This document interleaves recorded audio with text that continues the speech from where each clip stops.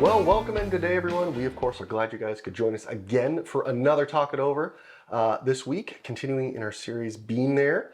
Again, excellent series. We've had 4 already. We're on number 5. If you haven't had a chance, please go watch the previous ones.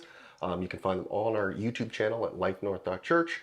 And don't forget to like and subscribe, as you can be notified immediately as things are posted. But before we dive into any of that this week, I've got Carolyn with me again this week, which is always a pleasure. Thanks. So how has your week been? How have things been past couple weeks? Yeah, it's been good. This has been birthday weeks Yes. in our family and our church family. So it's been fun. Some big milestones happening this week. So that's been fun. And just blessing people. It's always fun to see celebrating people and who God's created them to be and how you can honor them. So that's been really good. And work is going really well and starting to plan for summer. Yeah. So what does summer look like? So that's been exciting. And just lots of new learning, which I have to remember is tiring. New learning is tiring. It is, yeah. Yeah, for sure. Yeah, the birthdays are always fun. Great time to celebrate. Enjoy that time is always a lot of fun. The weather's been up and down. Lots of rain. Lots of rain. We're all about water here. Yeah, grass is growing, which is, I guess, good. But yeah, weather's been very inconsistent. It feels like we're back to fall and kind of skipped that summer phase. Yeah. I know summer is coming. It's just, it seems like it's very delayed this year. I don't know why it feels delayed. It just feels delayed. It's still so cold. It is. It is on the cooler side. We should see some better temperatures this week. But it's been good. It's been good. Things have been going fairly well. We picked up our trailer. Nice. So that's back home now, so we can get that thing open and ready and working ready for the season coming, of course, this summer as we're planning. So got a couple times slotted to go camping, so it should be a lot of fun. Looking forward to that. And yeah, it's just been a weird week. I've been waking up thinking it's days later, and it's been one of those weeks. But hopefully we'll get back. Sunday, Saturday, Monday, Friday. It's been weird. But we'll get back into the swing of things as we hopefully get back into this week again as we start, and things will get back to a bit more of a normal in that kind of sense. Let us know in the comments there. How has your week been? How have things been going? Because we of course want to stay connected to you guys, and the way we do that is by reading those comments and responding to you. So please let us know how things have been going for you. Now, this week's message, a little bit different than the past few. We did get a bit of a warning at the beginning of the message that there is, some content about abuse and other things related to abuse. So just be mindful of that when watching this episode. So the title for today's message is When Past Hurts Still Hurt, which I think a lot of us can relate to. Sometimes things in the past that have hurt us that maybe we didn't think were an abuse of some form come back later and bring up feelings later on in life and trigger different emotions and such, causing us to relive some of that, of course, in our minds. A very powerful message. I do recommend watching, but just be mindful of that with, of course, little kids around. Just be mindful. So Craig started out today with a few statistics, which to me was a bit of a shock. I didn't realize the statistics were quite like this. Over 1 in 3 women and 1 in 4 men in the U.S. have experienced some form of rape, violence, and or stalking, which to me it's a lot. That's very high. It's a lot. Almost 50% of adults in the U.S. have experienced psychological aggression, which 50%, half the population, which again is, to me, seems extremely high. Well, and I think during COVID, it actually escalated because of all the stresses on people's lives. And that's really where our coping systems come out, right? We can all fake it till we make it until life gets really hard. And then we start to see some of those things escape. And a lot of people's coping is anger. Yeah, is aggression of some form. Yeah. Yeah. The last statistic he gave us was 1 in 3 girls and 1 in 4 boys are sexually assaulted before the age of 18. Again, to me, that statistic is crazy. Yeah, it's Just heart crunching. crazy. That's even that to me is it's just crazy. I think back, I was thinking about it when he was talking about this, that, I had 4 guys that were really close to me. It could be, one of us them. has experienced something, right? It really was like really hit close to home with that kind of statistic. Yeah. And it's something, of course, we need to be mindful about, especially if we see some form of physical abuse, something like that, or experience that in our past. Please seek some help, Yeah. some counseling, something like that. Find that, and be able to work through that, because those things never go away if they're just hidden. They do need to be discussed and need to be brought to light. So some types of abuse, physical abuse, of course, I think is the one we think of the most when it comes to abuse. Sexual abuse, I'd say that is probably right there with physical, as kind of those ones we would equivocate with abuse. The emotional abuse, definitely don't see that near as much. I think that one's probably more predominant than we actually realize it is. And spiritual abuse, that's one that kind of, I actually never even thought to put in there. Yeah. And I never really clued into until Craig started talking about it and again discussing the message. But it is, and it's there. Yeah. So now, again, Craig brought a good point that not all abuse is criminal, but all abuse is sinful. And that's the mindset we need to maintain, no matter what kind of abuse it is. It's all sinful. It's all against what God has for us, what God wants for us, and abuse never makes you strong. It just shows that you're weak, and it's really difficult, and you can't heal and hate at the same time. Yeah, that was a that was a big one, because if you're hurting and hating, you can't heal from those things. You need to talk those out, work those through, to get on that track of healing. Yeah. After the resurrection, Jesus still had his scars. And I thought that was very interesting, to really, show the significance that, no, he was human. He was here, that he has scars. He has things that have happened to show that he, suffered for us, that it wasn't just, a magic trick, right? It was, like washed away. Like, I shouldn't have to reveal these anymore. It was such a great reminder that God didn't hide the pain that happened. Yep. But he conquered. He did. Yeah. He did. Exactly. And I think that's the main focus there, is just that he overcame it, but yet we still, they still saw him with the scars, with the marks, with everything that had happened to him, and all the pain that he endured for us. So, really strong message. Certainly a really heart-touching one. Really pulls on you, because again, those statistics and what we see around us really just, I think, pulls a lot more than some of the previous messages have, especially just for me. Certainly pulled more. Our scripture today is found in Isaiah 53 verses 4-5.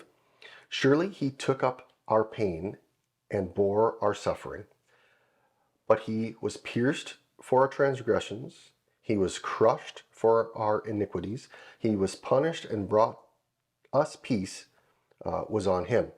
And by his wounds, we are healed. Which, it's very powerful, because he took all the pain, all the suffering, all the sin, everything he took on himself to make us right with God, which, again, I think the magnitude of that we lose sometimes, of how significant that was. I agree, and especially in a world with a worldview currently that a lot of people have is life should be fair, right? And God himself is here to say, no, life isn't fair. And sometimes doing the right thing is hard, because you're taking on other people's stuff to love them the way we're called to love. Yeah, and I think that's, again, that's one of those things that gets really misconception, that that you come to give your life to Christ and then everything's easy. It's made simple now, and we of course both know that that is not true. Um, it's not. It's No. not a easy ride to the end. It's a constant. It's a battle. You're constantly battling through difficult things. But when you get through those difficult things, you know you're better for those difficult things. Again, it helps us to build that perseverance, build the strength against the hard things that we know we can push on and push through. And without that, you wouldn't experience that and wouldn't have that fulfillment of knowing that God helped to bring you through that, and that the people around you, again, supported you and helped you to bring you through that.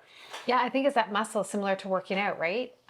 We think we want to grow spiritually, but if you're not being pushed to that next level of that next thing you need to learn, you're not developing that muscle No. within your spiritual growth or developing community, because community Exactly. is amazing, but it also means you can't fake it in community, No. right? We've been doing community a long time through Yep. really hard situations. We kind of know we're not perfect. Yep. And just being able to be there for each other in the mess of life and just knowing people have your back. Yeah, exactly. Yeah. And knowing that support's there certainly makes a big difference. So let's dive into some of these questions here. So Carolyn, when you think about a safe space to talk about hard things, what does that safe space look like? Immediately what comes to mind is a kitchen with a cup of tea Okay. and my grandma.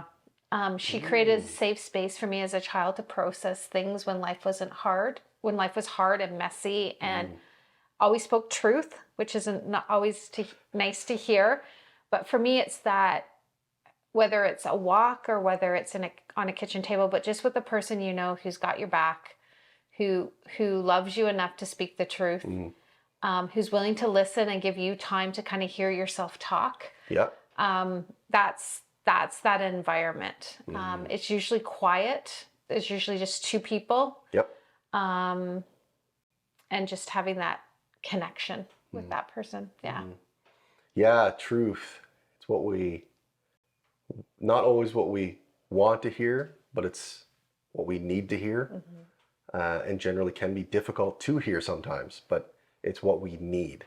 And again, we don't want to be told things that just make us feel better.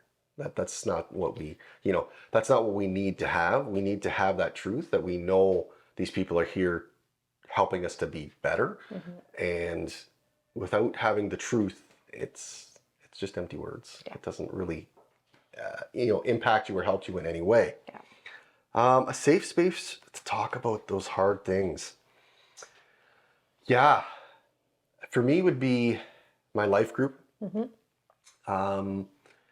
Growing up, it was very different. Never really had that sense of safe space. It was more, we just don't talk about things or those hard things. We just kind of put those aside or under the rug. You just kind of just don't talk about, you bury them down, right? Yeah. I think about that, as a kid when your mom was like, can you sweep the kitchen? And it's going under the mat by the rug. sink. Yeah, exactly. It's the same idea. But the problem is that just builds things up. Yeah. It culminates the pop bottle effect, where you put under things pressure. in and you're shaking and you're under pressure because you've had no safe space or a healthy place to talk about these hard things, these hard feelings, these difficult things you're going through. And then you get outbursts. And I did have those. I had outbursts where I would just burst. And it wasn't that I was trying to you lash out. It just, there was so much, it just comes out. You just can't keep it in anymore. And so having that life group now has made a big difference about talking through the difficult things that are hard, or going through something hard or something difficult, or trying to deal with a decision that, again, you're not sure the direction or not sure what is the next step. And having different views certainly makes a big difference on processing that decision or helping to guide, that decision in that process. So yeah, for me, that's what it looks like for me is that life group, and just having that support has always been, it's been really, really good. For you, Carolyn, what would have been an impactful part of today's message? Something that really... For me, it was when he talked about Jesus's scars remained, and that they were an example of God's love for us? And how do I see the scars of my own life? So one of the things, I work with kids, kids with disabilities, kids who, a lot of society wouldn't see value in. And one of my favorite books is A Velveteen Rabbit, about how to become real. You get loved a lot, and I loved stuffed animals as a kid, and that just really related to me, because the ones that looked the shabbiest were the ones that meant the most to me. Yeah. And just realizing that life is like that. And so I just appreciate, opposed to seeing that as a negative thing, to see that as a positive thing. Those scars or those things that have impacted me is just a way to demonstrate God's faithfulness. And I love that image of God sometimes flips things upside down, right? Like upside down cake.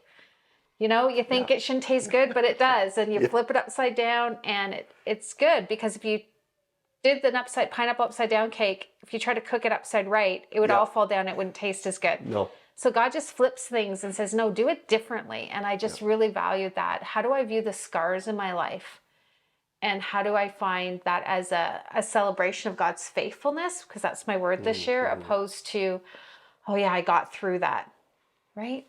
It's, I'm excited to kind of dive a little bit deeper this week with my life group about what God's kind of saying to me through that. Yep.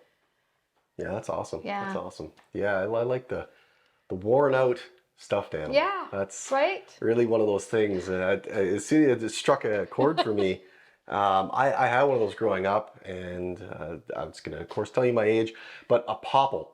I don't know if people remember what a popple is. They were very popular. Where they were like a little stuffy, and then you can flip them in, and they had like a little pouch, and then they turned into like a little ball. Yeah. And the one I had was Putter, and I had him for years. My favorite stuffed animal in the world. Eventually, of course, I worn it out. Yeah. They didn't make them anymore, so of course that was it. Yeah. It was gone.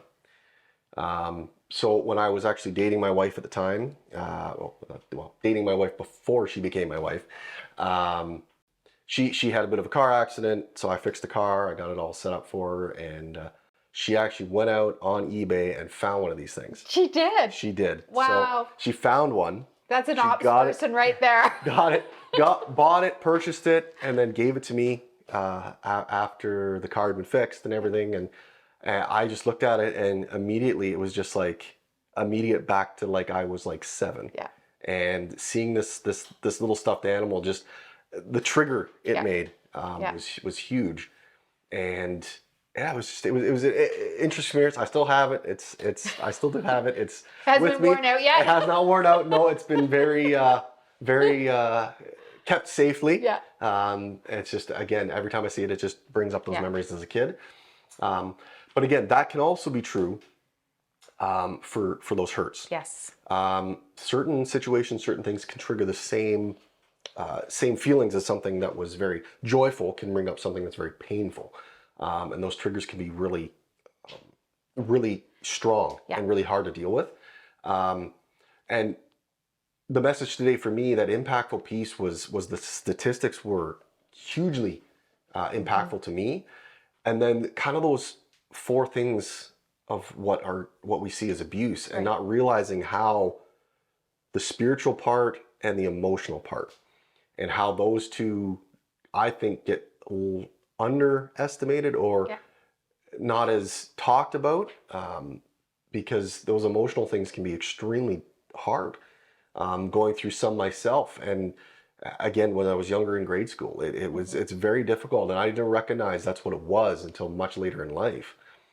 And not recognizing it then and allowing it to continue really changed my directory in school and how I actually performed, how I actually did in school, and not realizing the impact back in grade 8, what that did for 4 years in high school, and how that still affects me today in how I view myself in different situations, different things, as undervalued and have low self-worth because of that emotional, mental abuse that I received, unfortunately, from a teacher. Yeah. And it really opened my eyes to how important it is to see those things, talk about those things with my son, how things are at school, what are the teachers saying, and being very informed on that in that area, so I can maybe see some of the signs ahead of time to try to rectify situations that maybe aren't healthy. Yeah.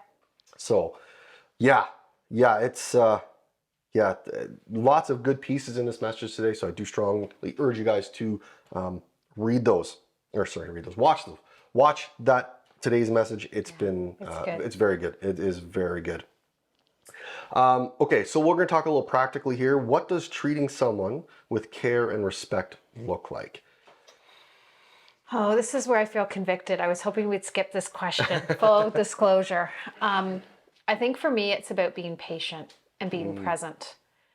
I have found in this season, the last 3 years of just lots of changes and new learning on my part and dealing with loss in many different aspects. I've become more and more impatient. And so it's kind of like, get to the point, let's move on. What's this about? And just recognizing how that's not being respectful. Feeling like I don't have anything more to give. So I'm just going to go and withdraw and be on my own to recharge because I need to recharge, and not being thoughtful of the people around me.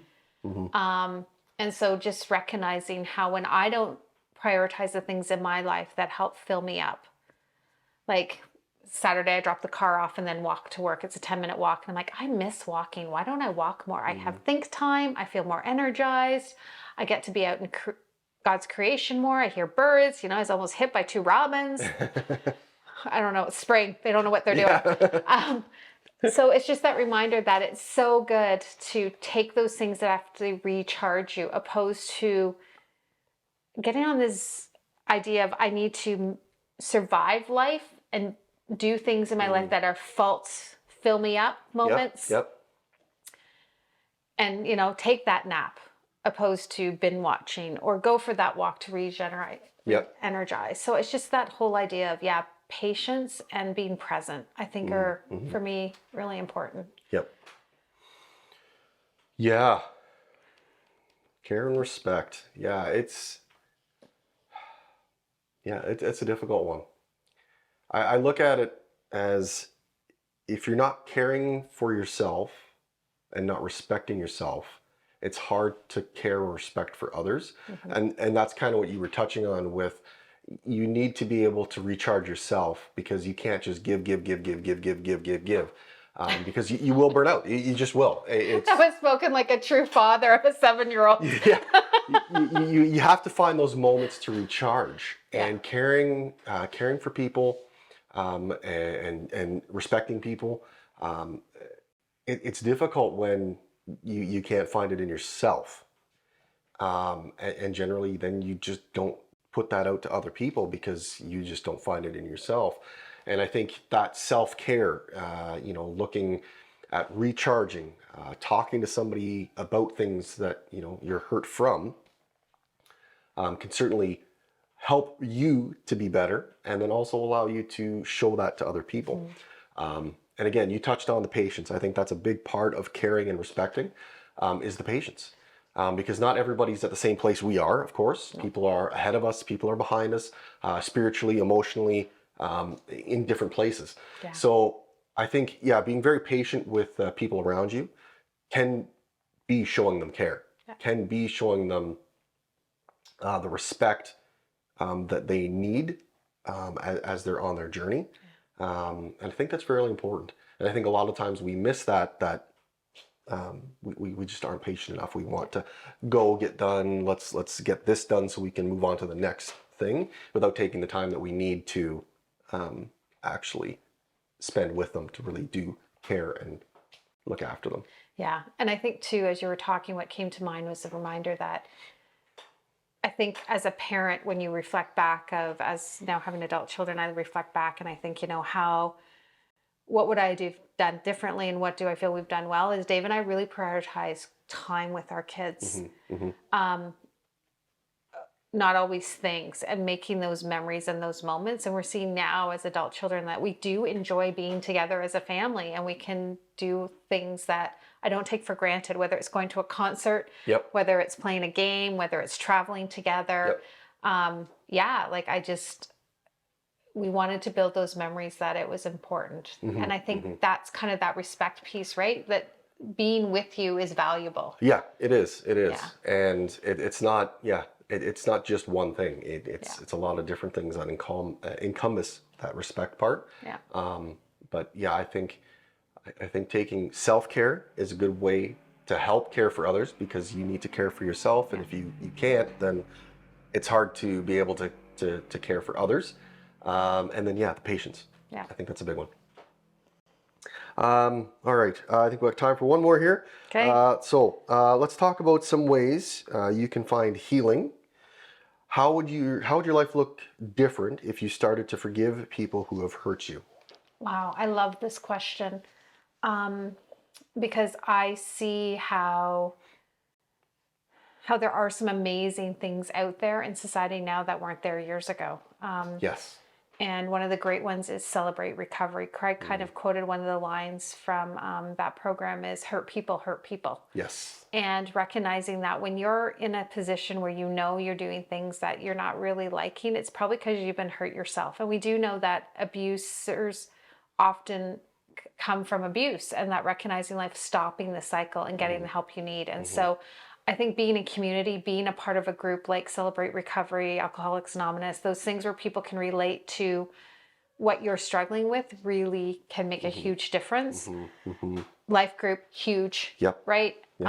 I don't think people realize that a lot of our struggles could be easily dealt with if we bring authenticity and honesty into those discussions, because it can change how you are as a person, as a wife, as a mother, as a husband, child. It just makes a big difference of talking through that. I think what I've learned about forgiveness over this journey is that God has really given us a choice. Unforgiveness really just hurts you. It does. Right? Yeah. And God is very clear on that. And we find forgiving others is really more about you working through those feelings, because you can ruin your whole life being angry at somebody who's like moved on years ago. Yeah. Yeah, exactly. And just that reminder that, that's what it's about. It's about loving God's way of life so much that you're like, I'm going to trust you. Yep. And something happened years ago where somebody was really, really angry and holding on to resentment. And it had been like 30 plus years. And I can remember looking at this person going, wow, I don't want to choose this, but I can. Yep. And recognizing where do I want to be? Choosing unforgiveness doesn't make me a better person or help my life. And I love how God, again, flips it upside down and says, whoever loses their life gains their life. Whoever forgives actually gets forgiveness. Yep. Exactly. Yeah. Finding that healing. Certainly having a support system of some form. Whether that's like a Celebrate Recovery, a dedicated group, or a life group, or even like a counselor, somebody who you can sit down, talk one-on-one with. Because again, some of those hard things can be difficult to talk about with people around you, and having somebody that can actually ask good pointed questions certainly can make a big difference in that healing process. I think those are by far some of the best ways to really work through and get that healing process started. Starting to forgive, you kind of, it's a process. It's not just a kind of a one and done. A lot of people get this idea that it's a one and done, you're forgiven and move on. It's I call it a good pastry. There's lots of layers. There is, and it takes time. It does take time. It can take years to work through the pain, the hurt, to really be at that point of full forgiveness, because it's not easy. It's something that we all have to work on and work through. And again, those support systems can help with that process in working through that. I know for my son, all the medical stuff has certainly added some psychological hurts, things that he's that are there, but I don't know if he fully knows are there. Yeah. But it's things we've seen, and so we found a good kids counselor for him. She's a Christian lady. And so it helps us to work through that with play. It's not just sit and talk. He actually gets to kind of play and act out situations that help him to open up and discuss things that are bothering him in some way. And we've noticed that's helped him to be more open, even with us, with things that are difficult or hard for him. And on the side of that, though, it's like, okay, so he's explaining this. We need to be, of course, attentive to what he's saying, and respond and help him to express if he's not, expressing fully or in a way he is trying to get across but can't quite get it. But just being there, and again, being there and supportive of him as he's moving through that process. Because again, all the medical stuff, I kind of figured he just wouldn't remember because he was so young, and yet the trauma. that trauma is still there. It's there. And again, I don't know if he's fully aware of it. I think pieces of it pop up every now and then that shock him. He was talking about it today, actually, and what surprised me is he brought up his tonsil surgery. Interesting. So, knowing his history, you're just like, wow, but he's still percolating that. Like, I can pray to God when I'm scared about different things. I can go to God and worship God through prayer. And I said, yeah, you can even shout at God. He's like, I can shout at God? And I'm like, yeah, you can. God can hear those things. And to know, because I think for so long, he's been so stoic through, I've done blood work with him, right? Like, the kid is amazing. Yeah, he's a very regimented when it comes to things, and it's just, it's a very unique process when a kid that young. It's normal for him. Yeah, it is. And in a lot of ways, it shouldn't be normal. Yeah. But for him, it is normal. And as he's gotten older and become more aware of what's going on, a lot of this, repressed stuff pops up more. Things that we didn't think he knew, he does know a bit about, or has ideas of what was happening. Yeah. From his perspective. Yeah.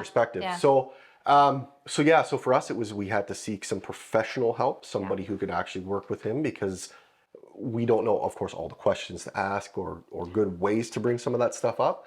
So having that's been a huge help. I recommend that to all you guys. If you need somebody to talk to, seek them out, find that. Whether that's, a relative or somebody you're really close to, for like Carolyn and grandmother, find that person, or maybe it's your life group. If you don't have a life group, maybe you have some really close friends that have been extremely supportive. Or it's find that counselor, somebody who can really sit and ask the right questions to help you work through those hurts, to be on the track to healing and forgiveness, which of course is a process. It does take time, but once you get there, you feel so much better. It's that weight kind of gets lifted off you because you're the one holding on to it. So strongly recommend to work through that, to get into that healing process, because on the other side of it, it is by far better, and you are bitter. You're better. So yes, that is always, of course, the way we want to be. Is we want to be better. Yeah, and, not bitter. Not bitter. All right, guys. So that has wrapped us up to the time we've got here today. We have just gone through. I think it's been a great discussion. I'm glad you guys could join us today. We want to thank you and welcome, to come back for another week of Talking Over. And we want to thank the tech team, of course, behind us, making this all possible, having it available so you guys can be a part of this each and every week. And I strongly urge you, if you don't have a life group, start one, find one. You two friends can make that happen. And of course, dive into these questions even deeper than we do, get some different perspectives, and really, unpack the message even further with those people. And of course, we want to remember, whoever finds God finds life.